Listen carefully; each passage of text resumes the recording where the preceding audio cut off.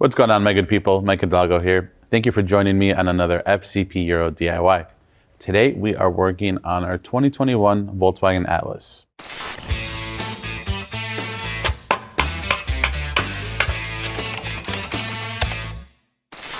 Today on the Atlas, we are going to be covering how to replace your valve cover and or valve cover gasket. In front of me, we have one of the options available on fcpo.com. This is an L-ring kit, which includes the new valve cover with an included gasket already. We have a new PCV line, as well as a oil filler cap gasket and some intake manifold gaskets. Now, while our car only has 54,000 miles on it, that's not to say that it can't already have a leak. We've seen them leak as early as 30, 40,000 miles, and some maybe haven't leaked until 100,000 miles. The problem with this is like any other plastic bit in the engine bay. It gets hot, it gets cold, it gets hot, it gets cold, and over time, the gasket can either harden up, and in other situations, the valve cover can also warp. So depending on the mileage and age of your Atlas at the time of you doing this, you may want to consider doing an entire valve cover. Not to mention the also internal PCV valve that's in here, which can also fail before the valve cover itself or the gasket fails, requiring a full replacement. So if you can, do it all at once, and then you can move on and continue enjoying your Atlas. So for us today, we'll cover how to do all this. But before we get into that, let's take a look at some of the tools we're going to need for this DIY. For this DIY, we have a 3/8 drive torque wrench, as well as a ratchet, a 1/4 inch ratchet. We have a 6-inch extension for the 3/8 drive. As far as sockets go, we have an extended T30, T25, triple square M10, a 10 mil socket, then a very stubby ratchet or a little baby ratchet with a stubby T25. I know we have the long T25, but we're going to need a short one, which you'll see for in a moment. We have a flathead screwdriver, a right angle pick. I have some long extended gear wrench pliers with a little round tip. These are going to make it nice and easy to grab onto some of the vacuum lines we'll be dealing with. An ignition coil puller. I highly recommend this, whether you're doing ignition coils, spark plugs, or what we're going to do today. This is CTA 7993 magnet tool. We have some dielectric grease, some L-ring black high temp RTV gasket maker. This is just the other bits that go with it. To keep our workspace clean, we have some BMW parts cleaner, which we offer on the site, really well priced for the most part, an electric ratchet. And a couple more tools that we have here on fcpo.com is this Phillips under hood light. Oftentimes you are asking me what tool we're using under the hood to see everything. This is one of them, as well as another Phillips light, both of which will be linked in the video description below. Now we know what we're working with. Let's go ahead and get started.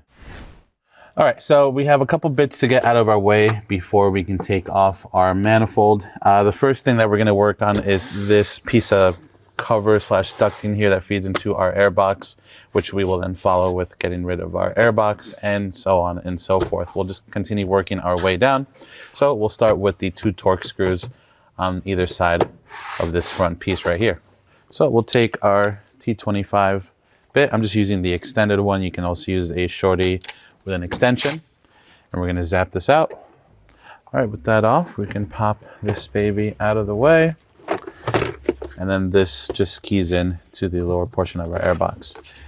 Quick tip, you can either take the T25s and set them to the side with the piece you just took off, or you can thread them back in, whichever is going to be easier for you to stay on top of all your hardware. So I think for us today, I'm just going to thread these in, and we should be good to go. All right, let me set this to the side, and then we're going to pick it up with removing the airbox side of things off of our throttle body.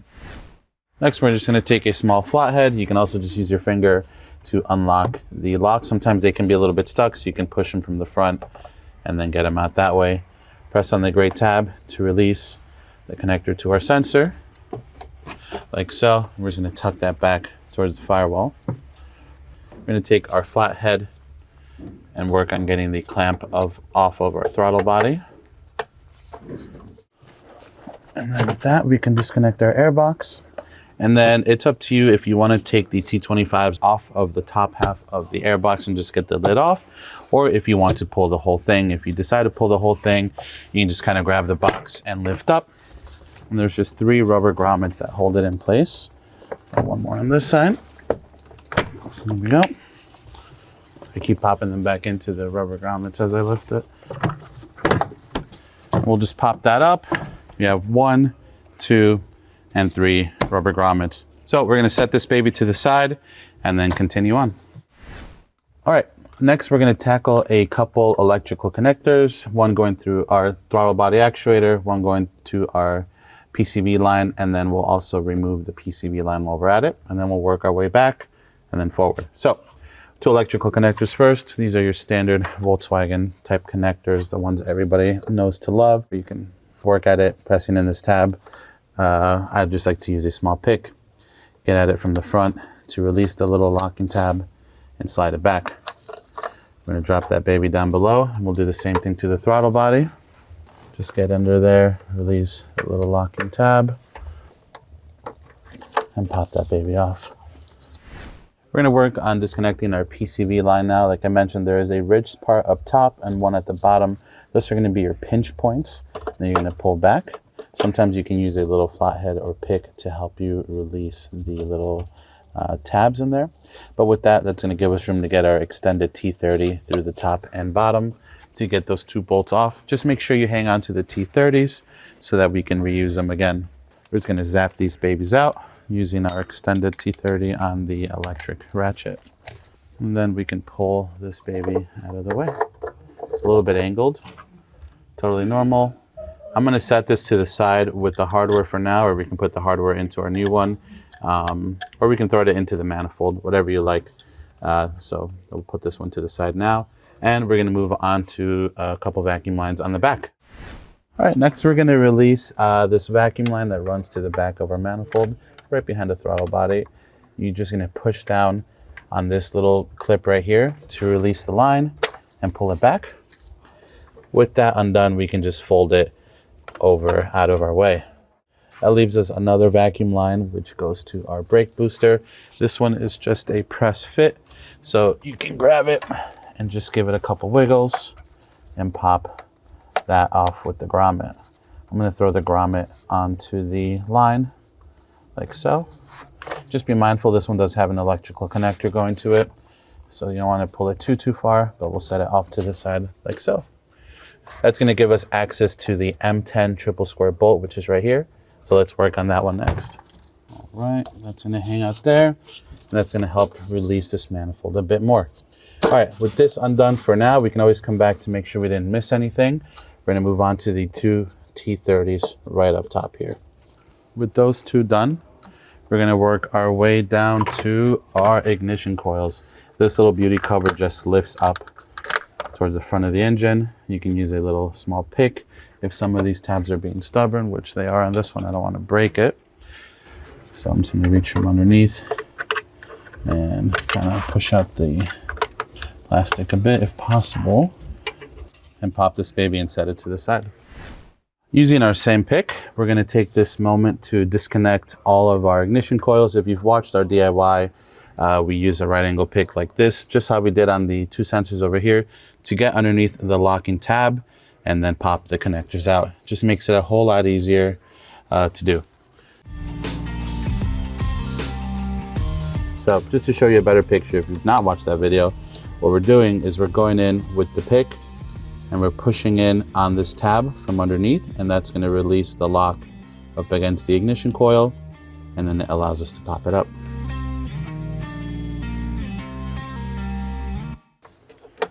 And this little guy, we're just gonna kind of pop up and free up from the manifold. Just give it a couple light wiggles, and then we can swing that over and off to the side. Ignition coils can either come or go now. It's up to you. I'm gonna pull them now because we have the special tool, which is honestly, if you're gonna do any work on your Atlas, more than once, you need this tool, as we talked about at the beginning of the video. So we'll pop these babies out. And I'm just gonna put them in the same order that I took them out, up top on the cowl for now.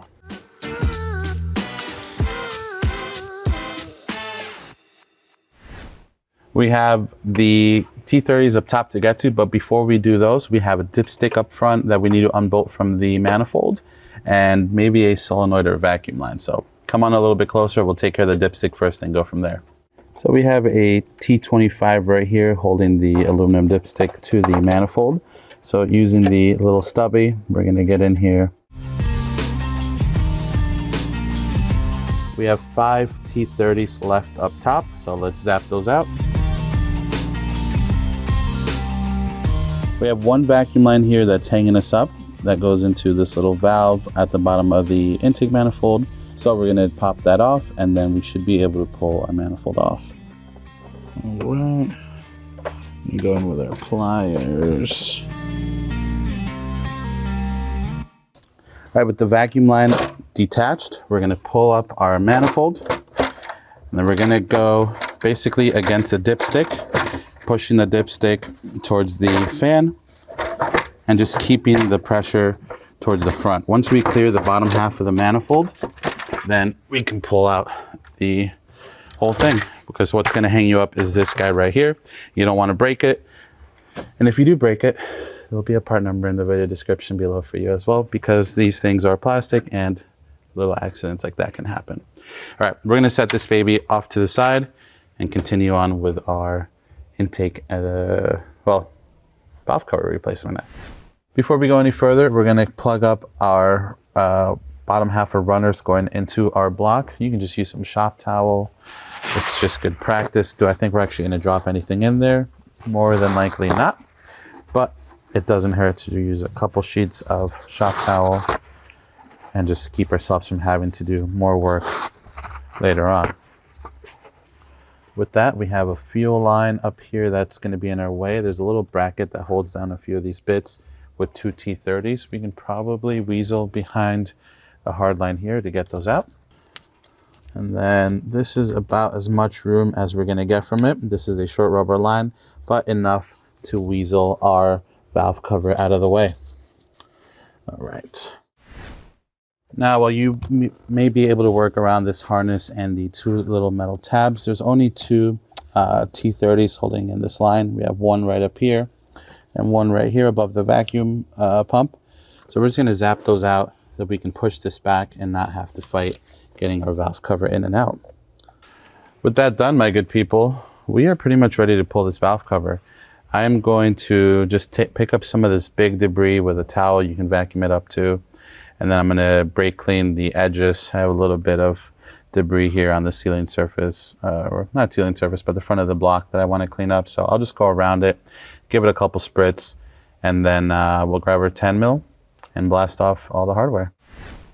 L-Ring is kind enough to include a bolt sequence here, as well as a torque spec on how to install and remove the valve cover. So you can see, if we're looking at it like this. Here's our PCV on the right side. So you have 1, 2, 3, 4, 5, and so on and so forth. So that's exactly what we're going to do. We're going to unbolt it the same way. Just again, pretending maybe you're only doing the valve cover gasket. You're going to want to unbolt it and tighten it following the same sequence.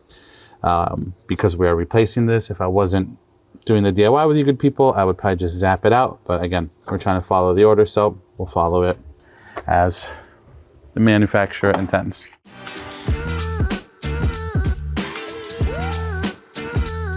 All right, with that, we should be able to pull up our valve cover. And being mindful, there's a little vacuum line that runs along the front here. Want to be careful with that as well. And I pop that over our fuel line there. All right, let's set this to the side and let's clean up our surface area here. Take a look inside of there too. You'll notice as we're cleaning up the surface of the head here, there is some RTV dabs here on these 2 corners on the timing side of the engine. We're going to recreate those as we put everything together. But we'll do our best to clean this and not make it so that we have giant globs almost falling into the engine. But yeah, I'm just going to keep working at this with some shop towel and some brake clean, and we should have a nice cleaned up surface in just a moment. For some of these rougher areas with the old silicone on it, a little Scotch-Brite pad, with a little bit brake clean on it goes a long way. And it's going to give you a really nice clean surface to work with. Again, we're not trying to machine the cylinder head here and take off material. We're simply taking off the old goop so that our new goop seals like the old group did. If you want to go all the way around and remove all the exterior oxidation and everything that may be there, or maybe your engine has higher mileage, so the gasket left some markings, you can also do that as well. As far as ours goes, where the seal is going to be hitting, it's perfect.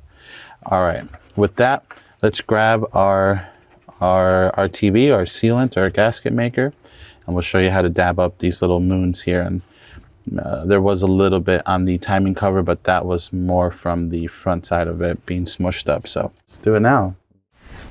Even though we have cleaned up our surface, I'm going to go through it one more time with brake clean, just so that we have a good. We're going to clean the surface again with brake clean one more time, just for insurance. We're going to take our Durco HT black gasket maker, good for 600 plus degrees. No, plus 600 degrees Fahrenheit. A little bit on my finger, and we're just going to dab the little dip here, if you will. Call it the half moon. I'm only going to do the forward half. When I put this on, it's going to spread. So I'd rather it spread, you know, just until the edge. If you saw when we took it apart, there was big globs hanging literally over the lip, which should go into the engine at any point. So I would rather do that towards the outside versus the inside of the engine. Do a little bit more for this other side, right here, like that. And I'm just gonna smear a little bit over the timing cover and cylinder head area. All right, I'm gonna let that sit for about 5 minutes, no more than 10 minutes. I think we'll do 5, and then we'll pick it back up with installing the valve cover itself.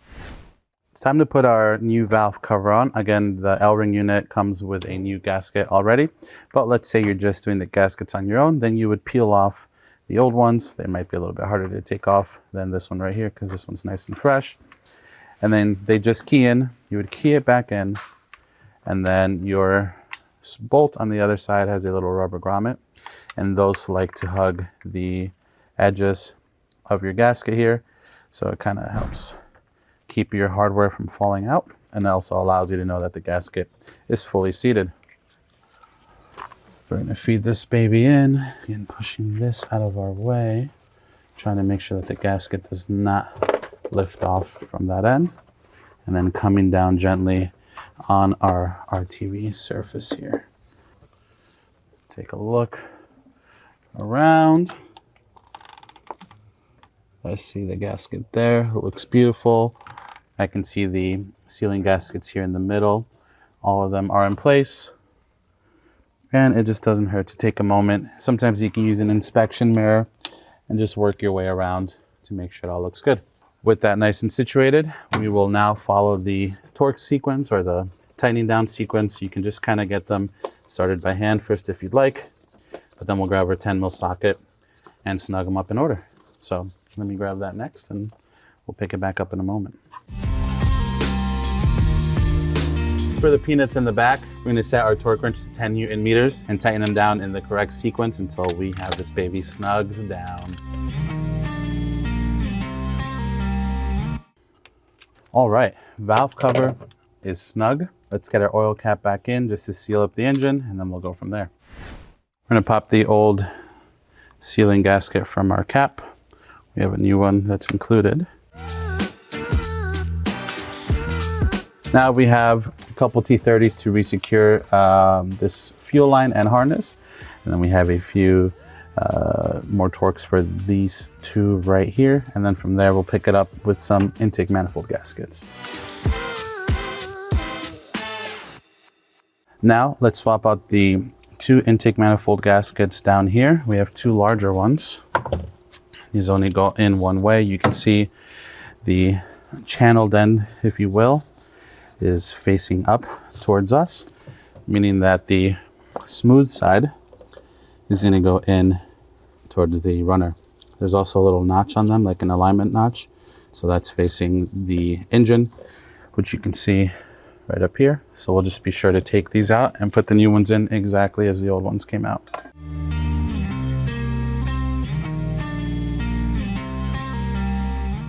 I'm going to bring the intake manifold over here, and we can work on it on top of the engine here just to show you how we're going to swap out the other gaskets. And then while we have it here, we'll just flip it over right away and drop it back into place. These gaskets are pretty straightforward. You'll see they have a little notch on them as well, as so are the new ones. These can go in either way. As long as the notch is facing the correct way, you can use a little pick. Lift that baby up. Grab your new one and make sure it keys in all the way around. Beautiful. Now we're just going to do that for the other three. All right, with all our gaskets ready to rock and roll, Volkswagen calls for a little bit of oil, fresh, clean engine oil on the seals. That's going to help from them getting pinched when it goes back down. Personally, I like to use the oil. We can use a little bit of silicone grease, something that's not going to deteriorate the seals. So dielectric grease is super helpful. So I'm going to put a little bit of that on all the seals just to help them seal.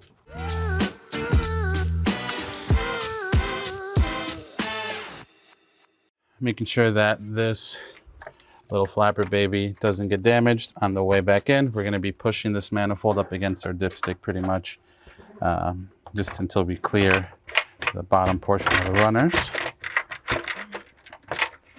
like so. Making sure we're not pinching any of our connectors from up here that we took off earlier. I need to reroute this vacuum line, which I had popped up before. Make sure that's good. Back in its home. Okay. All right. With that in place, let's get these 5 T30s just snugged up quickly using the electric ratchet. Then we'll torque them down properly.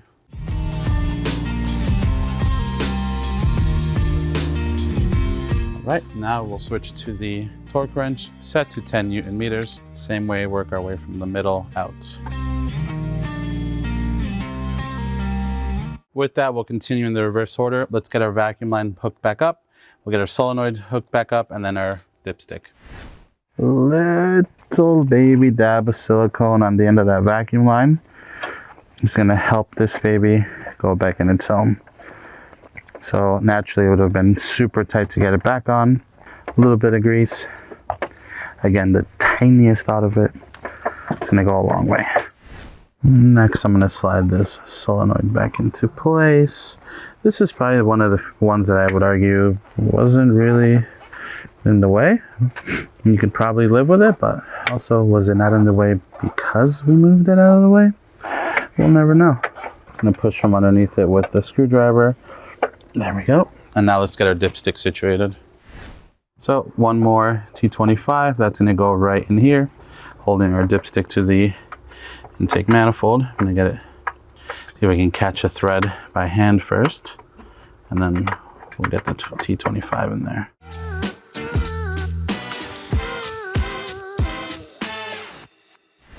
We're gonna get our top 2 T30s situated. With those buttoned up, let's continue back to the middle.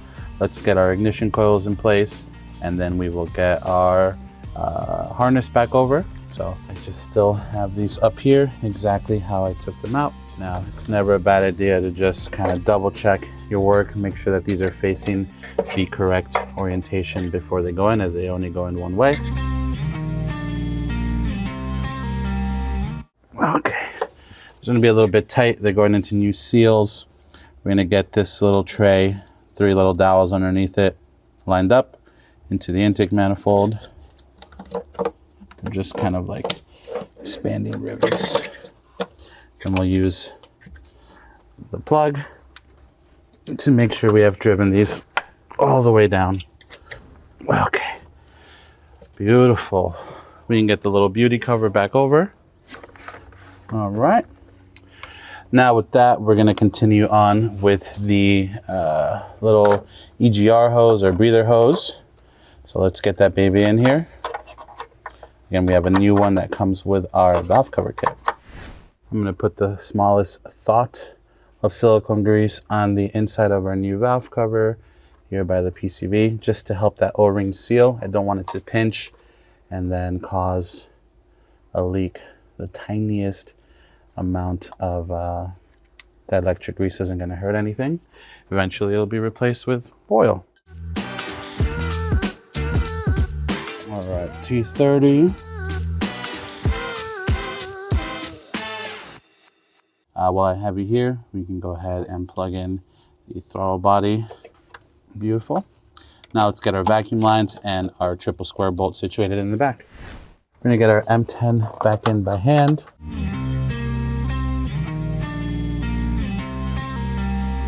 Then we'll get our press fit vacuum line back in place. Oh yeah, baby. And there we go.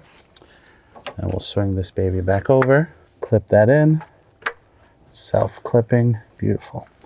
All right, at this point we have our intake manifold back in. Ignition coils are back in with the cables. The front is all buttoned up. This rear section is all buttoned up. All we really have left is our intake boot and air box, and then the front little feed piece, and we're done. So let me bring that air box over and the other piece, and we'll wrap this baby up. All right, air box is coming in. Let's get this baby started semi where it's gonna be. And don't forget those rubber grommets I showed you earlier. Those are just what we're gonna line up under here. Boom, those are in. This little baby can get plugged back in.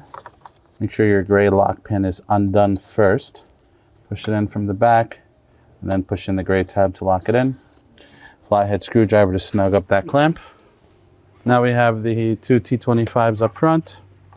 So we're gonna pull the ones that I put in here earlier to keep track of everything.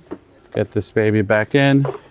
We have our feed that's gonna go in here at the front. It just kind of rides along this radiator support.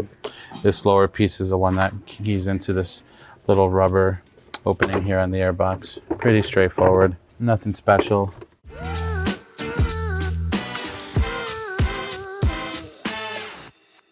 And with those snugged up, my good people, that is going to conclude this DIY for today.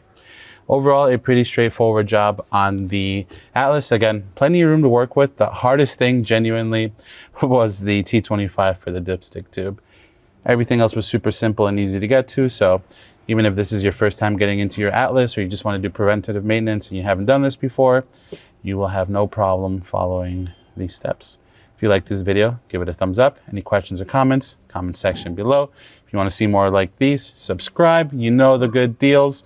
And if you want to see more on the build, I know we haven't done anything sexy on this video, but we're going to get to that point once we're done doing all the important maintenance stuff first. FCPO Media, subscribe there to see more. As always, thank you for watching. I'll catch you on the next one.